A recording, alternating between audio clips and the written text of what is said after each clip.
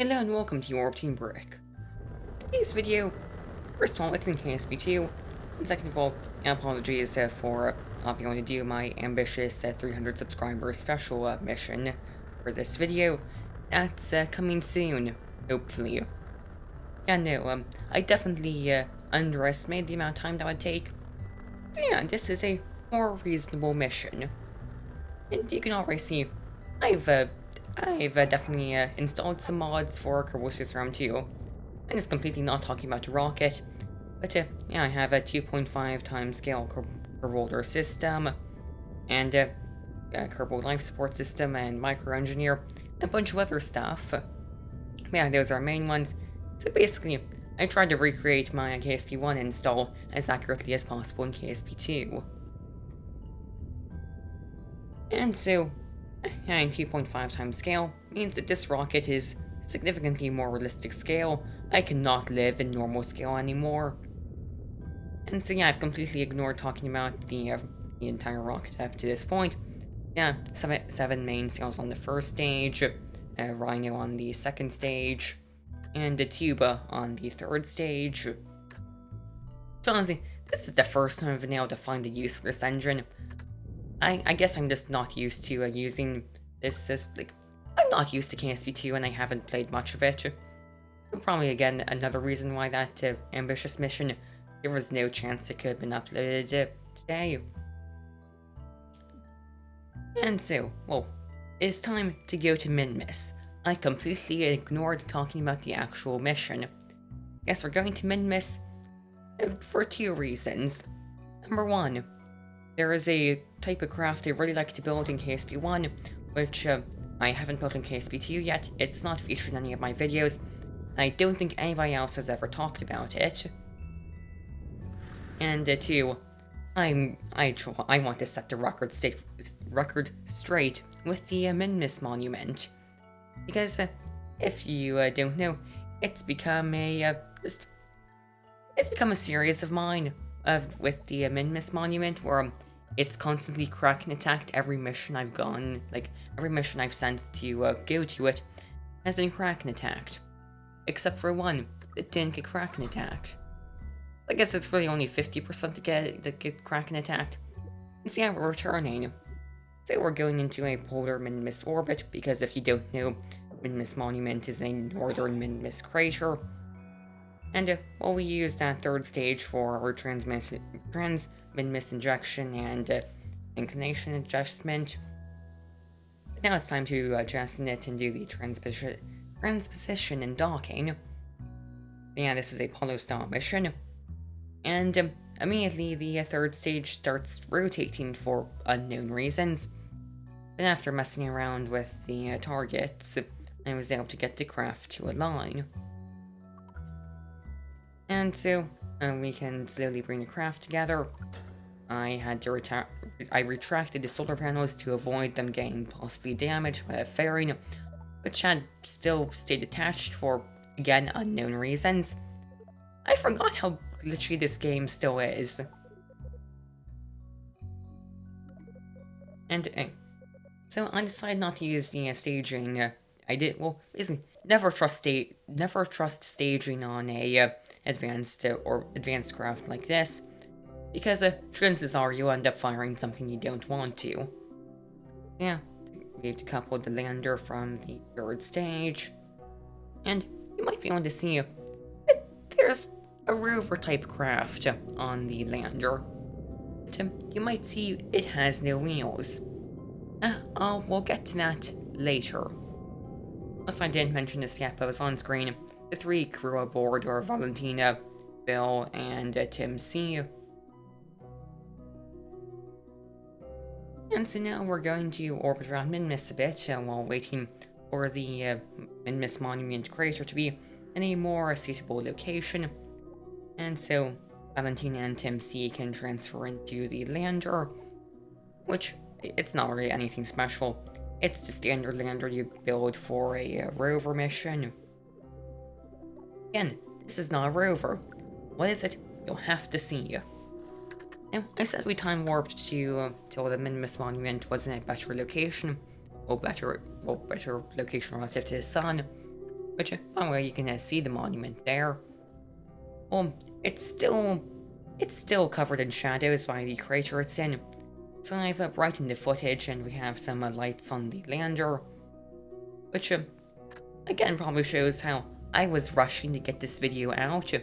I had completely miscalculated when I could get a video out, and I don't want to miss a upload. So yeah, this is a bit rushed, sorry. But we can slowly descend to the surface. And any moment now, you'll see there's actually a ridge obscuring the monument. Which, I realize, it's not the only one like that. There is apparently another similar monument on Tylo. Which, I should have mentioned this way at the beginning, but yeah, spoilers if you haven't been to these Easter eggs yourself. Apparently they're important to the storyline, which I have yet to play through. But yes, we can get our Kerbals on EVA and deploy the hopper. Basically, yeah, I really like these type of craft for explorations of low gravity celestial bodies. It's basically take a rover, remove the wheels, and monopropellant tanks and RCS thrusters, and as is about to be demonstrated, or not, you can drive around on the surface. Unfortunately, we got caught on the lander engine, and I'll have to retract the landing gear on this. But now that we're clear of the engine, we can drive around. It's moving into the light from the spotlight on the lander, and redeploying the landing legs. You'll get a better look at this little hopper later on. I can't speak, I'm sorry. Anyways, so yeah, I actually, during this, I actually reinstalled one of the mods I was using, Kerbal Headlamp, because it wasn't working. So yeah, Kerbals now have EVA lights. And so I haven't brightened this footage. And I've also time warped, so the crater's in a better location, relative to the sun again. And, well, I was going to have the Kerbals reboard the hopper to go over to the monument. However, I have Tim C right now, and he can't board the hopper. And for some reason it ended up tipping over, and still couldn't get him to board. And now I have Valentina over, and he also can't board it for some reason. The dialogue is showing up on screen, and I'm pressing B, but it's not working. And so I decide do a quick save and quick load, which fixes most things, except everything got significantly worse. Yeah, the Kerbals are still kinda there, but they have ceased to exist. Like, they're invisible. Now I'm controlling Tim C, and I switched over to Valentina, and yeah, they don't exist. Or just they're not visible, which is an issue, and I don't know if anybody has reported this bug before, and I couldn't fix it by a quick saving or quick loading or even restarting the game. It may have been caused by reinstalling Kerbal Headlamp. But yeah, apparently this place is still cursed by the Kraken, and maybe I should stop sending Kerbals here. And I wasn't able to get them to board the hopper then, and they couldn't reboard the lander. And I don't know when it will be shown, but pretty soon you'll see that, yeah, Tim C fell through the ground. So, yeah, that's kind of a lost cause. I'm not sure what happened there. So yeah, no, I still believe that I still actually believe that this monument is cursed by the Kraken, because, yeah, Kraken attacks only happen to me when I'm around it. However, the hopper is able to be flown uncrewed. I'm going to fly it over to the monument anyways. And so you can see how it's flown. It's using the translation keys for the RCS. And right now we're just flying through darkness.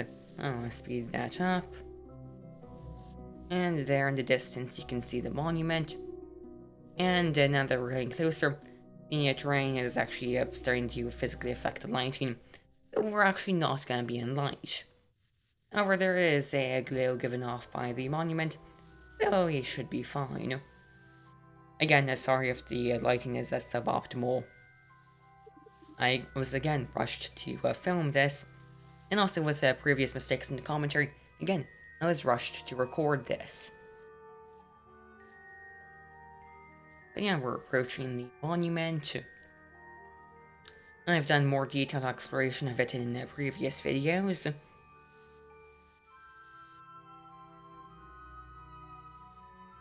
And we're going to land near the base of the main statue.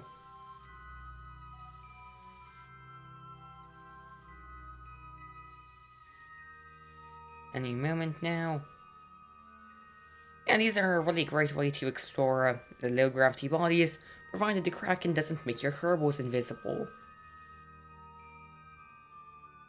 Yeah, landed there, we can do some science, and trying to learn more about this strange monument. However, despite us losing Valentina and Tim C, Bill is still alive and not a ghost, and in the command and service module, he was going to return to Kerbin, provided the Kraken doesn't ruin that from happening. However, it does seem that the Kraken is displeased that Kerbal is escaping its reach. You saw the fuel gauge on the Delta. You saw the Delta V meter on the newer node glitching out a bit there.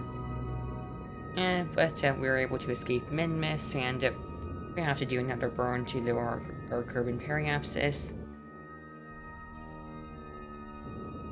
Which I was